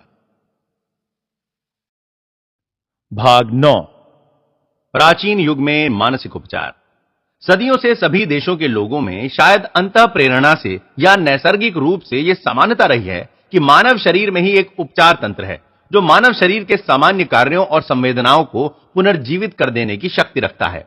उनका विश्वास था कि इस विलक्षण शक्ति को किसी खास परिस्थिति में उद्बोधित किया जा सकता है और इससे मानवीय कष्टों का निराकरण हो जाएगा। सभी देशों के इतिहास इस बात की गवाही देते हैं। प्राचीन काल में सभी देशों में मानव पर शुभ और अशुभ प्रभाव डालने तथा रोगी के उपचार करने जैसी गोपनीय शक्तियां संतों, महात्माओं एवं पुजारियों जैसे धार्मिक ज्ञानी जनों के पास हुआ करती थीं। यह माना जाता है कि उपचार करने की शक्ति उन्हें ईश्वर से प्राप्त होती है और उपचार के तरीके अलग-अलग हुआ करते थे। उपचार के तरीकों में धार्मिक समारोह भी शामिल थे, जिनमें लोगों की आस्था थी कि ऐसे समारोहों में ईश्वर की उपस्थिति भी होती है, जैसे हाथों को छूना, तावीज देना, अंगूठी या लॉकेट पहनना आदि। उदाहरण के लिए प्रागैतिहासिक काल में धर्मों में प्राचीन मंदिरों में पुरोहित रोगियों को दवा देते और रोगियों को सोने से पहले सम्मोहन निद्रा में सुझाव देते थे कि आपके पास ईश्वर आएगा और आपको ठीक कर देगा। उससे अनेक लोगों का उपचार हुआ। यह वास्तव में अवचेतन मन का ही प्रताप था जिसे सुझाव दिए गए थे। प्रागैतिहासिक ग्रीक देवी हेकेट के उपासकों को निद्रा में उसके दर्शनों के लिए अनेक तंत्र मंत्र के विधानों से गुजरना पड़ता था। तब कहीं जाकर वो नींद में दर्शन देती थी और रोग के उपचार की दवा बताती थी। दवा भी विकृत थी, जैसे कि छिपकलियों की लार और खुशबूदार गोंद को मिलाकर अर्ध चंद्रमा की रात में खुले आकाश के नीचे पीसकर लेप बनाओ।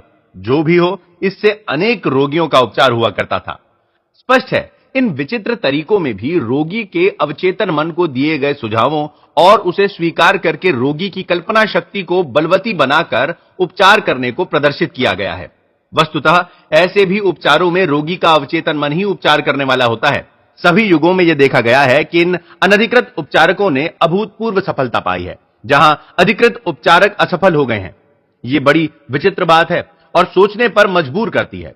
विभिन्न देशों में ये अनधिकृत उपचारक कैसे उपचार करते हैं? इसका सीधा उत्तर रोगियों का उपचारक पर अंधविश्वास है, जिसके माध्यम से उसके अवचेतन मन में मौजूद उपचार शक्ति काम करने लगती है। अनेक उपचार के माध्यम और तरीके इतने विचित्र और आश्चर्यजनक होते हैं जो रोगी की कल्पना शक्ति को इतना प्रेरित कर देते हैं कि रोगी भावनाओं के सागर में डूब जाता है। ऐसे में स्वास्थ्य के सुझावों को रोगी का चेतन और अवचेतन मन दोनों स्वीकार कर लेते हैं। इसकी व्याख्या अगले अध्याय में की जाएगी। अवचेतन मन के प्रयोगों का बाइबल में उल्लेख। जो इच्छाएं आप करते हैं, जब आप उनके लिए प्रार्थना करते हैं और अंधविश्वास करते हैं कि वे पूरी होंगी, तो वो आपको प्राप्त होंगी।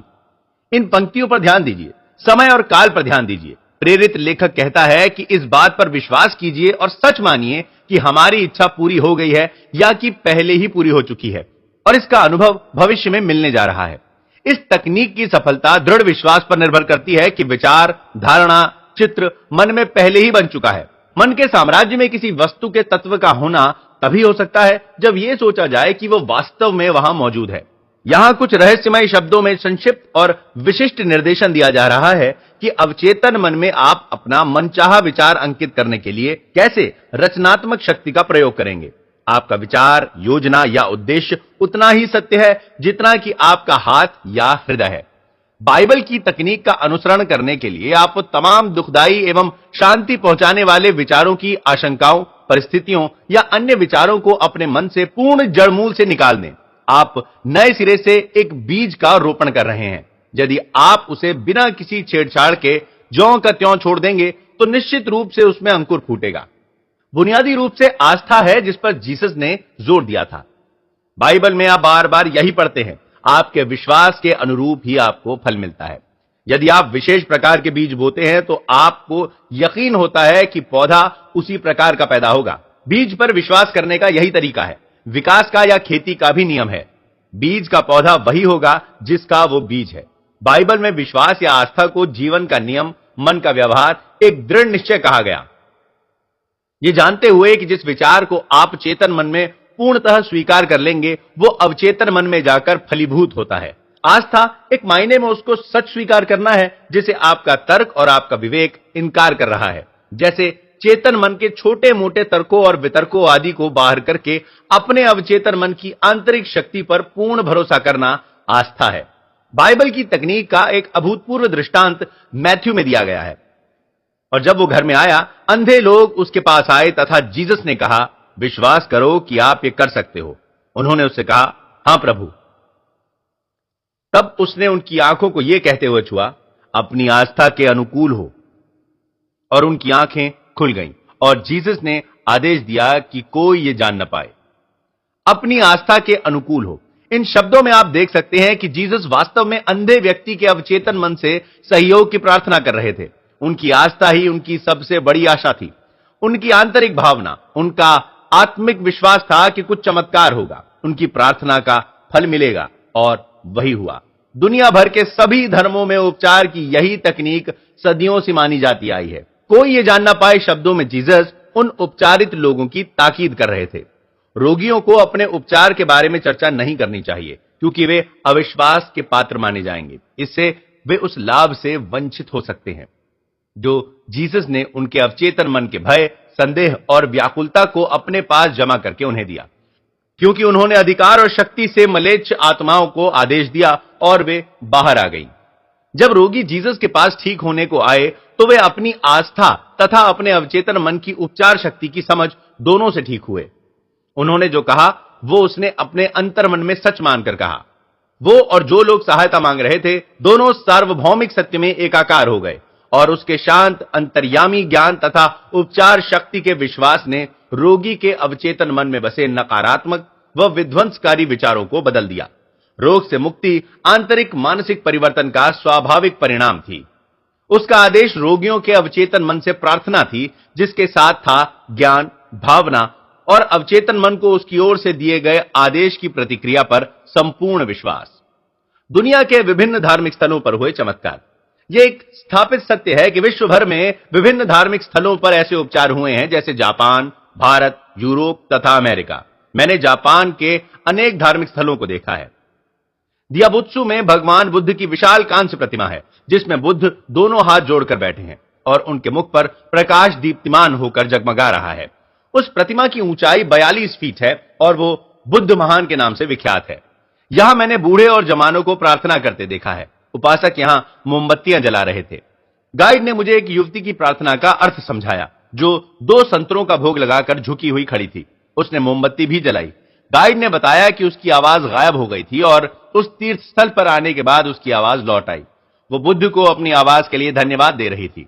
उसके मन में आस्था थी कि उसकी गाने वाली सुरीली आवाज फिर से लौट आएगी, यदि वो कुछ औपचारिकता निभाए और उपवास रखे तथा कुछ विशिष्ट भेंट अर्पित करे। इन सब से उसमें विश्वास और आशा ने जन्म लिया, जिससे प्रेरित होकर उसके मन में आस्था उत्पन्न हो गई।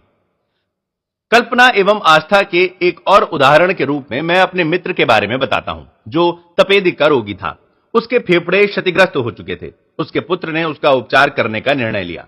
वो अपने पिता के साथ पर्थ, ऑस्ट्रेलिया गया। वहां उसने अपने पिता को बताया कि उसे एक संत मिला है जो अभी अभी यूरोप के उपचार की मन्नत वाले तीर्थ स्थल से होकर आया है। संत ने उसे एक असली क्रॉस दिया है। उसने बताया कि उसने क्रॉस के लिए उस संत को $500 दिए हैं। वास्तव में उस युवक ने राह चलते लकड़ी का एक टुकड़ा उठा लिया था, जिसे उसने सुनार को देकर अंगूठी के आकार का एक रिंग बनवा लिया, जो देखने में सचमुच की अंगूठी लगती थी। उसने अपने पिता को बताया कि इसको सिर्फ छूने से अनेक लोगों की बीमारी दूर हो गई है। उसने उस अंगूठी का इतना गुणगान किया कि उसके पिता की काल्पनिक शक्ति इतनी प्रेरित हो गई कि उनसे रहा नहीं गया, और उस अंगूठी को उसने अपने पुत्र के हाथ से छीन लिया और अंगूठी को अपने सीने से लगाकर शांत होकर प्रार्थना में लीन हो गया तथा अंततः गहरी निद्रा में सो गया। सुबह उठा तो उसका तपेदिक रोग गायब था। वो स्वस्थ हो गया। उसने सभी तरह के टेस्ट करवाए। पता चला कि सभी टेस्ट नेगेटिव हैं, अर्थात वो तपेदिक के रोग से मुक्त हो गया है। अब आप अच्छी तरह से जानते हैं कि वह लकड़ी का एक टुकड़ा नहीं था जिसे उसने रास्ते से उठा लिया था, बल्कि वो उसकी गहन कल्पना शक्ति सहित रोग मुक्त होने की आशा, विश्वास और उत्कंठा थी। कल्पना और रोगी के विश्वास ने रोग का उपचार कर दिया। पिता को अपने पुत्र की चाल का पता कभी नहीं चला। अगर पता चलता तो संभवतः रोग दोबारा हो सकता था। वो पूर्ण स्वस्थ हो गया तथा 15 वर्ष और जीकर 89 वर्ष की आयु में उसने इस दुनिया से विदा ली। भाग 10। उपचार का एक सत्यव्यापी सिद्धांत। यह एक जाना माना सत्य है कि उपचार के विभिन्न तंत्रों से अपने अपने तरीकों से आश्चर्यजनक उपचार होते रहे हैं। इन सब के सार तत्व में यह सिद्ध होता है कि कहीं कोई परम सिद्धांत है जो सभी तरीकों में इस्तेमाल किया जाता है, और वो है अवचेतन मन, जो सभी उपचारों की आधारशिला है। अब समय आ गया है कि आपके ध्यान को एक बार फिर निम्नलिखित आधारभूत सत्यों की ओर आकृष्ट किया जाए।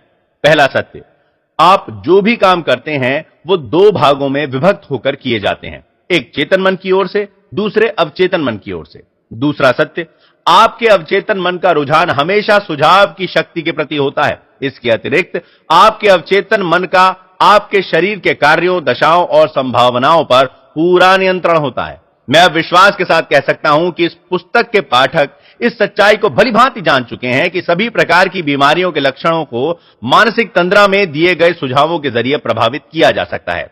उदाहरण के लिए, मानसिक तंद्रा में रोगी का तापमान बढ़ जाता है, उसका मुंह लाल हो सकता है या सर्दी से उसके शरीर में कपकपी हो सकती है यदि उसे उसी प्रकार के सुझाव दिए जाएं। प्रयोग के लिए आप एक व्यक्ति को सुझाव दे सकते हैं कि उसे लकवा मार गया है और वो चल नहीं सकता। आप देखेंगे कि वह सचमुच में नहीं चल पा रहा है।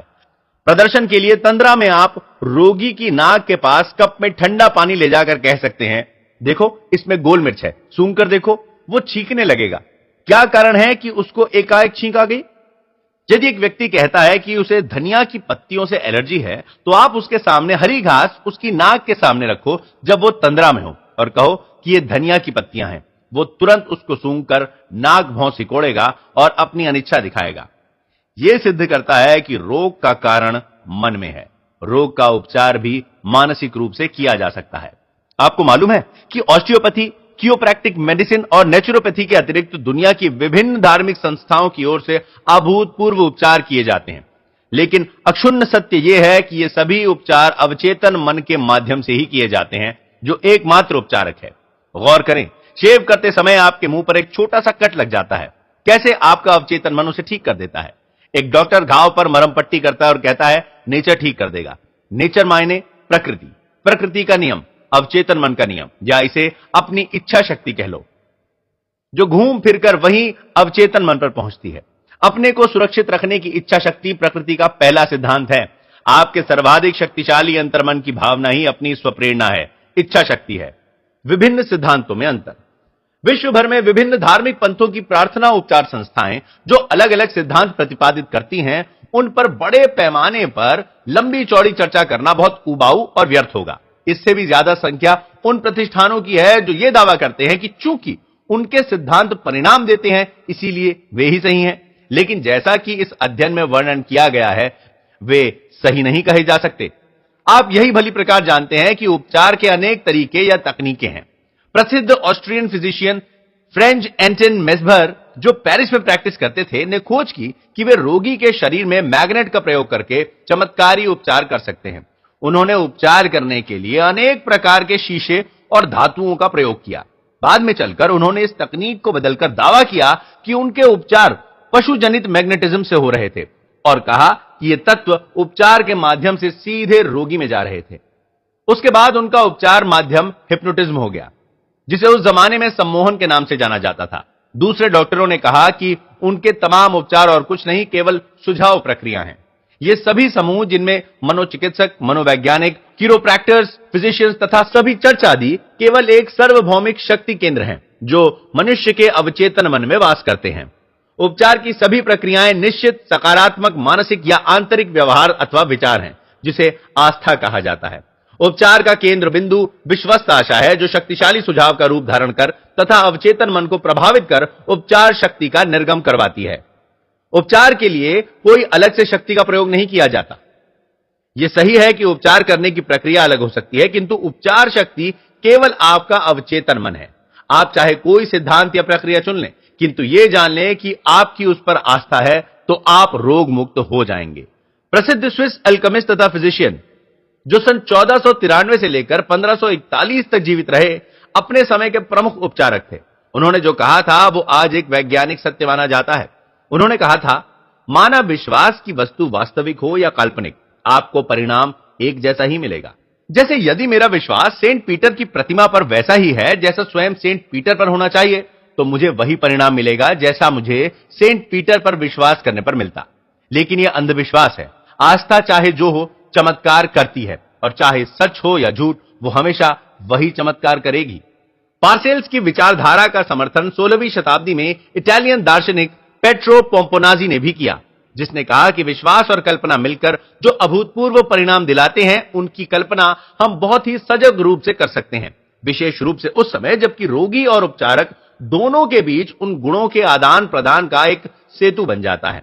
किसी स्मृति चिन्ह या अवशेष के प्रभाव से उपचार की घटनाएं होती हैं।